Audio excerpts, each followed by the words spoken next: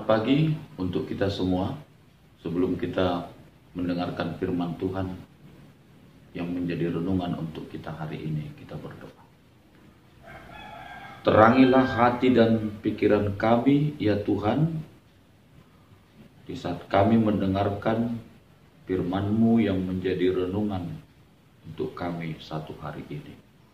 Dalam nama Yesus Kristus kami berdoa. Amin.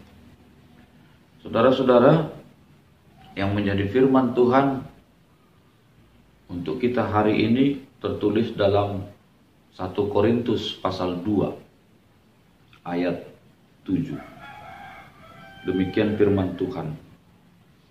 Tetapi yang kami beritakan ialah hikmat Allah yang tersembunyi dan rahasia, yang sebelum dunia dijadikan telah disediakan Allah bagi kemuliaan kita.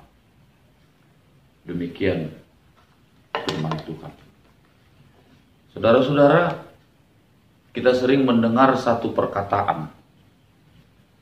Orang pintar belum tentu berhikmat, tetapi orang berhikmat sudah pasti pintar. Hikmat haruslah menjadi paradigma bagi kita dalam melihat, menyikapi, dan menindak suatu hal kehidupan pribadi maupun bersama.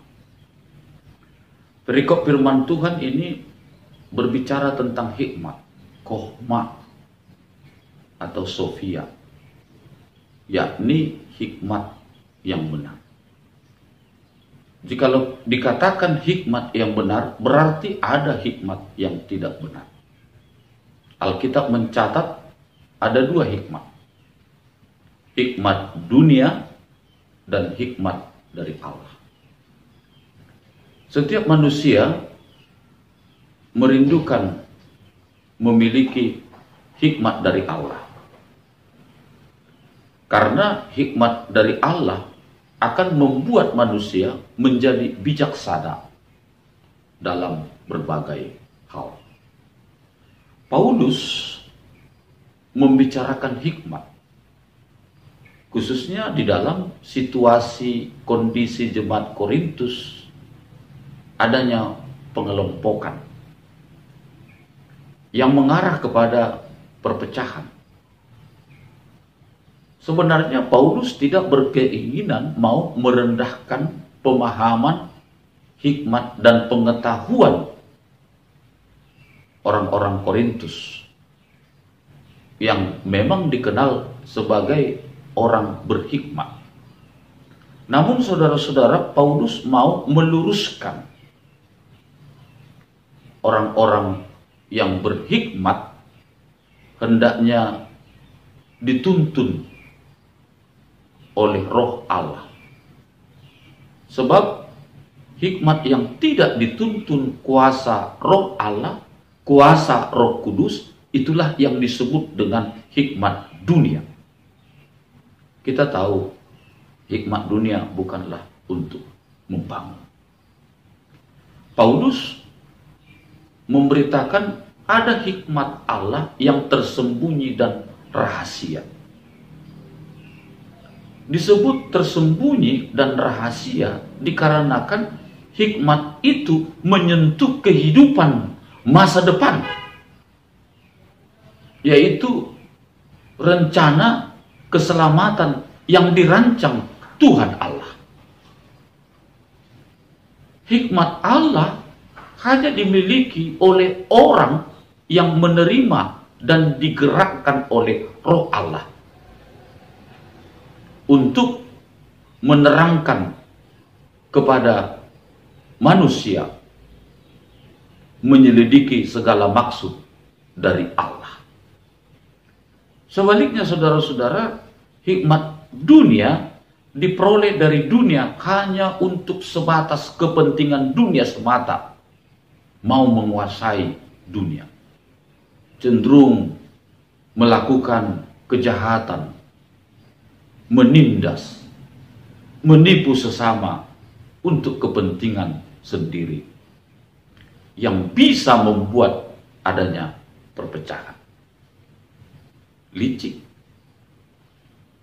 memperdaya orang lain, memainkan lidah seperti orang yang benar tetapi penuh kemunafikan, diterapkan untuk kepopuleran dirinya.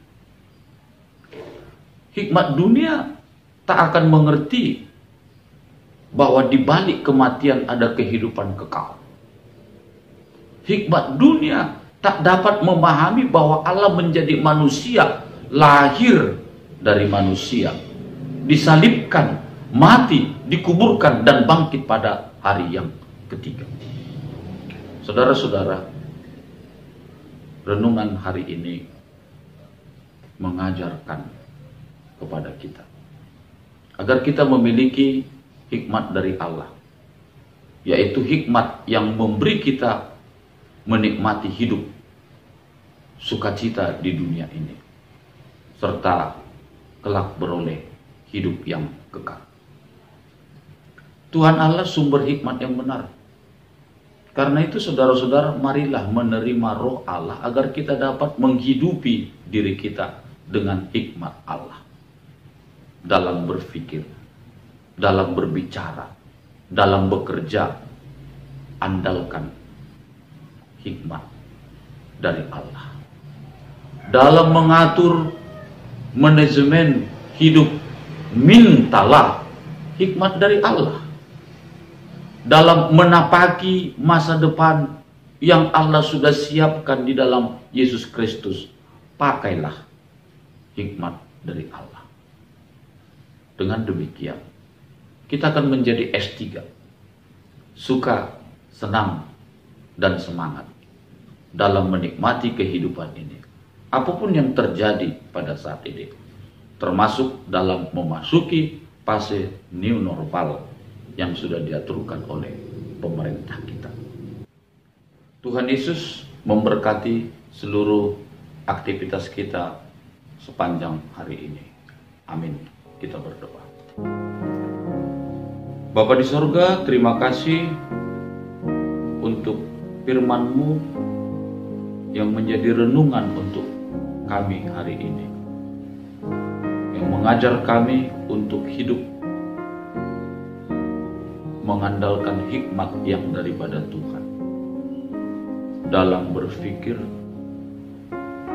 berbicara, bertindak, atau apapun yang menjadi aktivitas kami.